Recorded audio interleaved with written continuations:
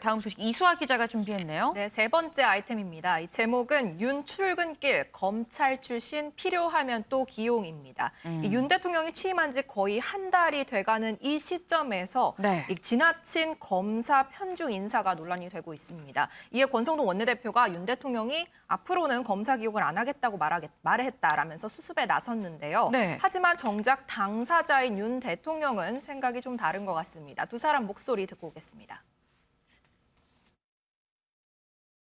아마 당분간은 예. 다음 인사 때까지는 모르겠습니다만은 앞으로는 더 이상 검사 출신을 기용할 기용하지 않을 것 같습니다. 않겠다고 말씀하셨습니다. 어제 제가 통화를 해서 더 이상 뭐 검사 출신을 쓸 자원이 있습니까? 그러니까 뭐 없다고 말씀하시더라고요. 예, 그러니까 뭐.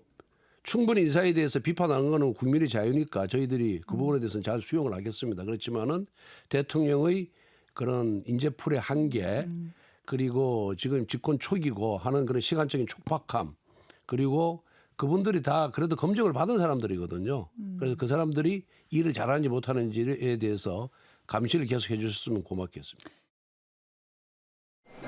권성동 대표한테 검사 출신도 기용하지 않겠다고 말씀하신 거 맞으세요? 홍정마루 위원장도 글쎄요, 필요하면 또 해야죠.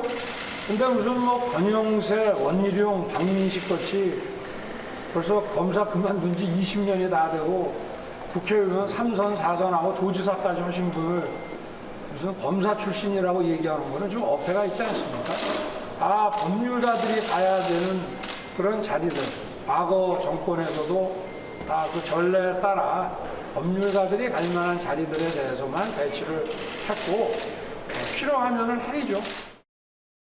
네, 두 사람이 엇갈린 입장을 보이는 것까지 보고 오셨는데요. 여기에 대해서 권성동 원내대표 다시 한번 해명을 했습니다. 저는 당분간 행정부처의 중요직에 검찰 출신이 가지 않는다는 얘기를 한 것이다라고 말하면서 저는 현재 상태를 말한 것이고 대통령은 미래에 일어나야 될 일에 대해서 말한 것이라고 해석해주면 좋겠다라고 말했습니다. 네. 근데 지금 이 상황을 잘 보면 권성동 원내대표는 일단 좀 수습을 하려고 하는 입장으로 보입니다. 하지만 윤석열 대통령 뭐 필요하면 더 할 수도 있지 지금 이런 입장이에요. 그렇다고 한다면 지금 이 편중 인사 논란이 더 커질 수밖에 없을 것 같은데요. 네, 야권에서 벌써 비판의 목소리가 나오고 있는 상황인데요. 먼저 박홍근 원내대표가 나섰습니다. 본인과 일해본 검찰 출신만 능력이 있다는 인식 오만이다라고 쏘아붙였고요. 이 박지원 전 국정원장의 경우에는 과거에 그래서 이렇게 한 거다라고 하면은 왜 정권 교체를 했냐라면서 원래 과거에도 민변 출신이 인사에 도배됐다는 윤 대통령의 발언을 꼬집었습니다. 그리고 이어서 조응천 의원 목소리도 듣고 오시죠. 글쎄 거버먼트 어토니하고 검사하고 같이 보면 안 된다고 봅니다.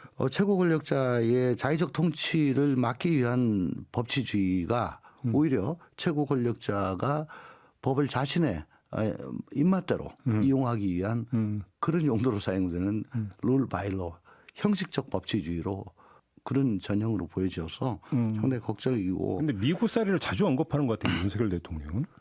영어에 대한 컴플렉스가 좀 있는 것 같아요. 거버먼트 어토니 뭐 이런 거 자꾸 쓰시는 거 보여요. 한동훈이 영어 잘한다고 그 전부터 계속 얘기하잖아요. 네, 야권뿐만 아니라 여권 내부에서도 우려의 목소리가 나오고 있습니다. 대표적으로 선대위 출신 김근식 교수가요. 이 문정권이 민변으로 도배됐는데 무엇이 문제냐는 식의 반박은 올바른 정치화법이 아니다. 결국 문정권과 똑같은 인사편향을 수긍하는 셈이다라고 비판했습니다. 네. 김성환 위원님, 지금 권성동 원내대표뿐만 아니라 이 여권 인사들도 한마디씩 하고 있습니다. 뭐 더는 안 된다라는 건데 이게 사실 윤 대통령은 본인 방식을 고집을 하고 있거든요. 좋게 말하면은 뭐 고집, 내 생각, 내 철학일 수도 있는 거고 또 나쁘게 말하면 독선으로 비판받을 수도 있는 여지가 있어 보입니다. 최고 권력자 주변에서 신호가 발생하는 경우가 있어요. 신호요? 예. 그러니까 그 신호와 속음을 잘 구분해야 되거든요. 근데 지금은 제가 볼 때는 신호가 발생하는 것 같아요. 그러니까 잡음으로 인식할 수 없을 만큼 또렷한 신호가 보이는데요. 그건 뭐냐면 윤석열 대통령 내 방식대로 하겠다는 뜻이에요. 정치에 경험이 있는 사람들은 이렇게 인사하시면 안 됩니다. 주변에서 말리고 있을 거예요. 네. 근데 윤석열 대통령 아무도 못 말리고 있다는 뜻이에요. 이거는. 그러니까 나는 내가 믿는 사람들하고만 일할 거야. 네. 믿을 만한 나의 그 검사 후배든 이런 친구들하고만 나는 검증된 친구들하고만 일할 거야. 그래서 주요 요직에는 다 검사들 지금 앉히고 있잖아요. 그러니까 윤석열 대통령이 이런 방식으로 계속 앞으로 인사를 하게 된다고 하면 네. 나중에 가서 오롯이 모든 인사에 대한 책임, 만약에 인사하고 난 다음에 그 검사가 잘못한 책임은 대통령의 책임으로 바로 직결될 것이다. 아. 굉장히 부담스러운 일이 될 것이다 이렇게 보이고요. 네. 또 하나는 정치인들 지금 국민의힘에 많잖아요. 이른바 네. 윤핵관들 있잖아요. 네. 윤핵관들 못 믿겠다는 뜻이에요. 달리 말하면 네. 캠프에 다양한 인사들 들어가 있잖아요. 국민의힘에도 정치인 많죠. 그럼 주변에 인력풀이 생각보다 굉장히 많을 거예요. 이른바 과거 이명박 박근혜 정부 시절에 한 자리씩 했던 사람들도 꽤 많이 있잖아요. 근데 그런 사람들을 안 쓰는 거예요. 그런 사람들 사이에서 불만의 목소리가 벌써부터 나와요. 네. 내 자리 뺏기는 거잖아요. 어찌 보면. 검찰한테. 네, 다 뺏기고 있고 그리고 난 다음에 검찰이 인사하더라도 내 자리 보장해 줄 거라는 보장도 없는 거예요. 네. 그러면은 하다못해 산하기관장이든 감사 자리든 기대했던 사람들 지금 다 풀 죽어가지고 돌아다니고 있어요. 아. 제가 알기로는. 그러니까 이런 불만들을 언제까지 그럼 계속 끌고 갈 수 있을 것이냐. 그러니까 정리하자면 정권 그 권력 내부에서 네. 서로 간의 이해관계가 엇갈리기 시작했고 갈등이 시작되는 신호, 조짐이 네. 지금 발생하고 있다. 이렇게 네. 봐야 될 것 같습니다. 지금 김성환 의원님이 말씀하신 이 신호를 윤 대통령이 신호로 인식을 할 것이냐 아니면 잡음으로 인식하고 무시할 것이냐 뭐 지금 이런 상황으로 보여지는 상황인 것 같습니다. 근데 오늘 출근길에 윤석열 대통령이 지금 검찰 편중 인사에 대한 입장만 밝힌 건 아닙니다. 이 어제도 얘기했었던 바가 있는데 이 이명박 전 대통령의 사면 문제에 대해서도 입을 연 것 같아요. 네, 어제는 지금은 언급할 때가 아니다라고 네. 다소 유보적인 입장을 보였는데요. 오늘은 한 발 더 나아간 입장을 설명했습니다. 듣고 오시죠. 대통령이 후보 시절에 이명박 전 대통령 사면이 필요하다고 말씀하셨는데 혹시 그 생각을 여전히 유효하신 건지요? 그럼 뭐 20몇 년을 수감 생활을 하게 하는 건 안 맞지 않습니까? 과거의 전례에 비추어서라도. 네. 네, 이미 국민의힘, 그러니까 여당의 경우에는 모든 정권이 집권 1년차 허니문 때 사면을 시행했다라면서 이 사면 필요성을 강조하고 있는 상황이죠. 그렇기 네. 때문에 이런 당의 입김 그리고 대통령의 생각이 일치한다면은 이 이명박 전 대통령 측이 신청한 형 집행 정지가 받아들여질지 여부와 관계없이 네. 윤 대통령이 8.1월 광복절 특사로 사면을 할 수 있는 것 아니냐라는 얘기도 나옵니다. 은영미 위원님. 아니 어제는 뭐 아직 언급할 때가 아니라 그러더니 아이고 수감 생활 뭐 20몇 년 너무 많이 한 거 아니냐 뭐 이렇게 얘기를 합니다. 이런 진전된 입장 왜 바뀐 걸까요? 어제 왜 사면 얘기가 갑자기 나왔냐면은 네. MB 즉 이명박 전 대통령 측에서 형 집행정지를 신청을 했거든요. 네. 그러니까 아침에 했기 때문에 그걸 잘 전해 듣지 못한 상황에서 예를 들면 대통령이 출근을 했는데 기자들이 갑자기 사면 얘기를 물어보니까 아직 뭐 지금 지방선거 끝난 지 얼마 안 됐고 지금 민생 경제가 어렵고 뭐 화물연대 파업이니 지금 물가 급등이니 하는데 네. 사면 지금 얘기할 타이밍은 아니지 않느냐라고 아마 이제 갑자기 왜 물어보지? 그러니까 그런 그 얘기를 아마 생각이었던. 제 생각입니다. 이거는 네네. 이렇게 하신 것 같아요. 뭐 그 사면을 아예 고려하지 않는다는 얘기가 아니라 이제 그 상황에서 그렇게 답을 하고 이제 들어가셨는데 보니까 이제 형 집행정지 얘기 나오고 여권에서 이제 특히 권선동 원내대표 같은 경우는 친이계로 알려져 있잖아요. 그쵸. 그래서 과거에도 계속 얘기를 했지만 MB 사면에 대해서 목소리를 높이고 8.15 광복절 때 사면도 아마 검토될 수 있을 것이다라는 식으로 얘기를 하니까 그때 아마 좀 더 깊게 생각했을 대통령이 가능성이 있고요. 또 좀 저는 흥미로운 게 그걸 어제 나왔는지 오늘 나왔는지 몰라도 진보 농객인 그 진중권 전 교수도 MB 사면에 대해서 좀 긍정적인 입장을 보이고 있더라고요. 네. 왜냐하면 박근혜 전 대통령도 사면된 마당이니까. 팬덤이 없어서 이명박 MB 대통령 같은 경우 사면해달라는 목소리도 없고 국민 여론도 안 좋지만 해야 되는 게 마땅한 거 아니냐. 하여튼 어쨌거나 이런 얘기들이 나오고 있는 상황이니 네. 어제 아마 하루 종일 이제 그 생각을 좀 하셨을 것 같아요.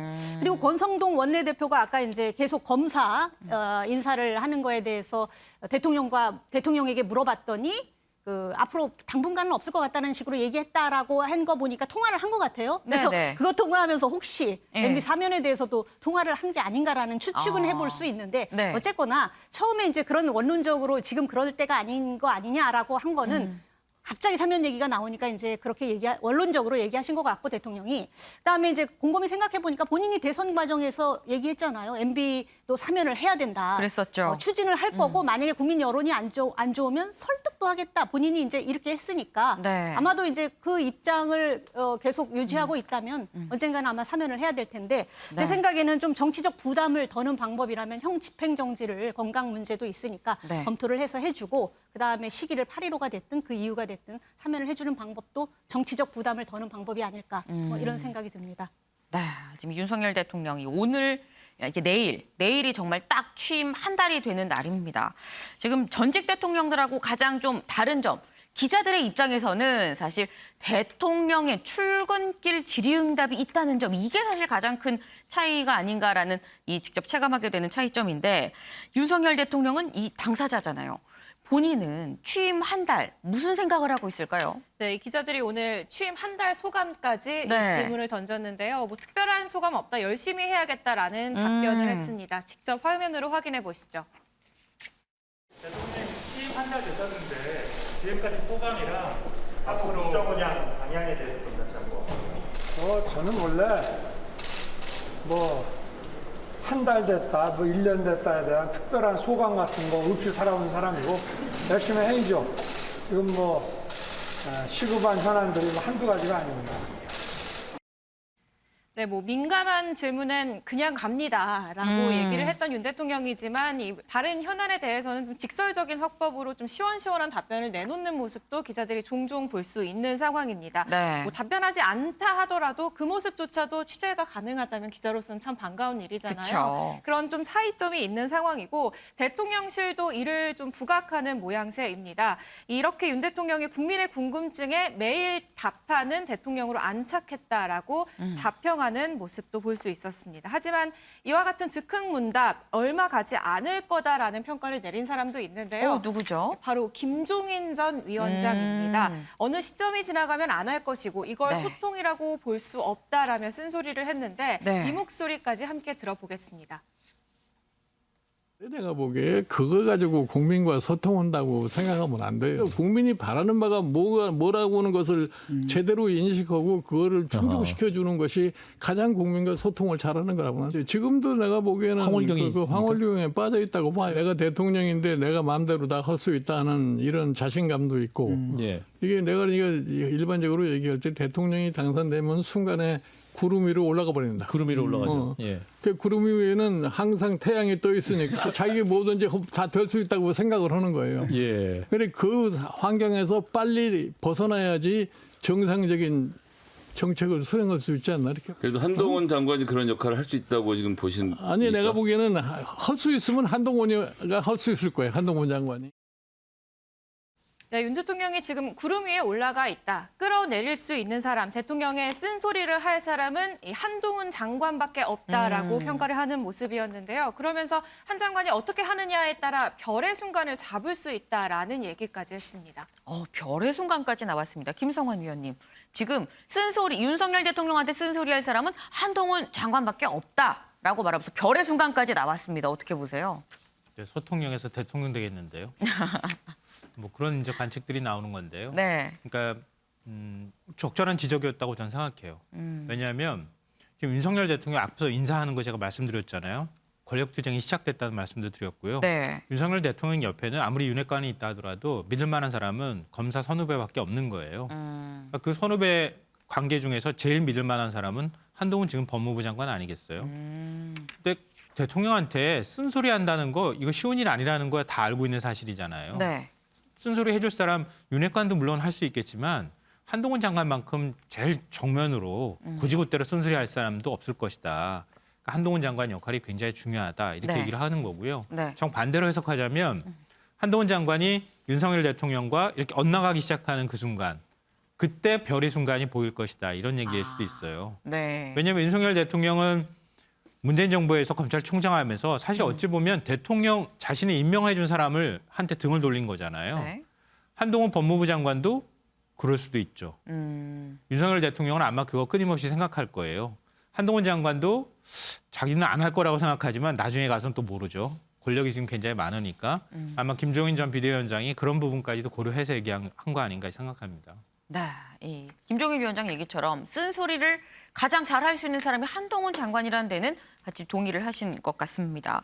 그런데 이 지금 별의 순간까지 언급이 된 한동훈 장관, 유호정 기자, 이 오늘 이 관련해서 사실 소송 선고 결과가 나왔어요. 네, 이 한동훈 장관의 명예를 훼손한 혐의로 재판을 받아왔던 유시민 전 이사장의 1심 선고 결과가 오늘 내려졌습니다. 네. 검찰은 앞서 결심 공판에서 징역 1년을 구형했지만 재판부의 최종 판단, 1심 판단은 벌금 500만 원형이었는데요. 네. 이 선고 공판에 앞서서 한 장관에게 개인적으로 사과할 의사가 있냐라는 질문에 유시민 전 이사장 어떤 답변했는지 듣고 오시죠. 한동훈 씨가 저한테 먼저 사과를 해야 돼요. 사람이 최소한의 도의가 있다면 그 이동재 기자의 그 비윤리적인 취재 행위에 대해서 그렇게 강조하는 듯한 행동을 한 거에 대해서 먼저 저한테 인간적인 사과를 하세요.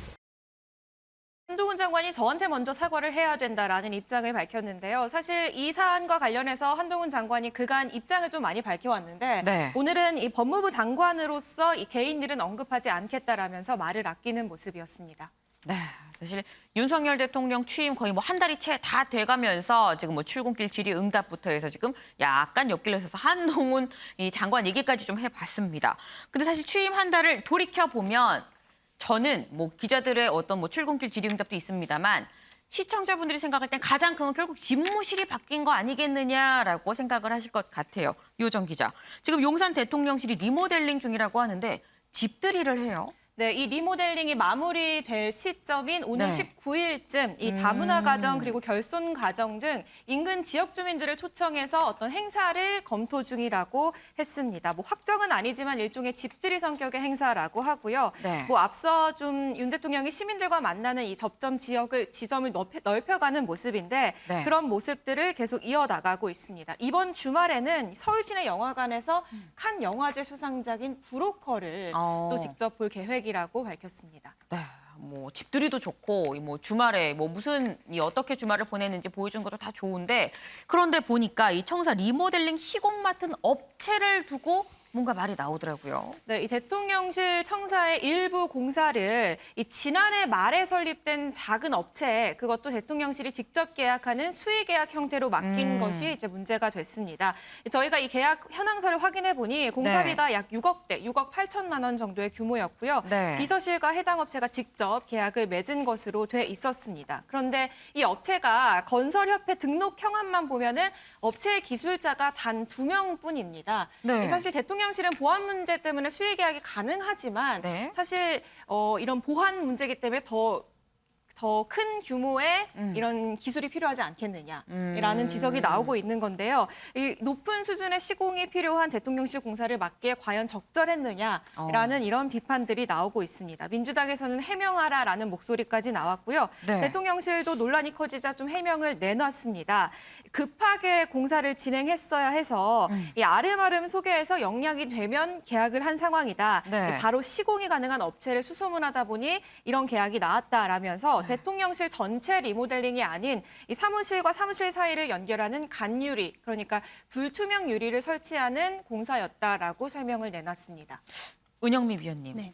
아주 간단한 리모델링이라고 해도 어쨌거나 대통령실입니다. 그런데 이게 또 마침 또 수의 계약으로 또 진행이 된 그런 상황이에요. 그러다 보니까 말이 나오고 있습니다. 어떻게 보세요? 그렇죠. 공사비가 6억인데 규모 업체가 그 시공을 한 업체가 굉장히 작은 업체잖아요. 직원 뭐 2명 뭐 네. 이렇게 되는 업체인데 어쨌거나 크건 작건 간에 중요한 건 투명성이에요. 특히 청와대라는 그런 국가 최고 기관에 네. 그 공사를 하는데 리모델링 공사를 하는데 투명하게 하는 게 맞다고 생각을 하고 다만 그때 상황을 이제 되돌아가서 좀 돌아가 보면 국무회의에서 그 이전 비용을 의결해 주느니 안 해주느냐 하면 실랑이가 많이 있었잖아요. 있었죠. 그러다가 문재인 전 대통령하고 당시에 윤석열 당선인이 만찬 회동을 하면서 해결이 되면서 뒤늦게 이제 의결이 됐는데 대통령은 5월 9일에 용산 집무실에 들어가겠다고 하니 거기에 맞추려다 보니까 너무 급했을 수 있고 그래서 이제 입찰을 제대로 하지 않고 아는 사람 통해 가지고 아름아름해서 했을 가능성은 있다.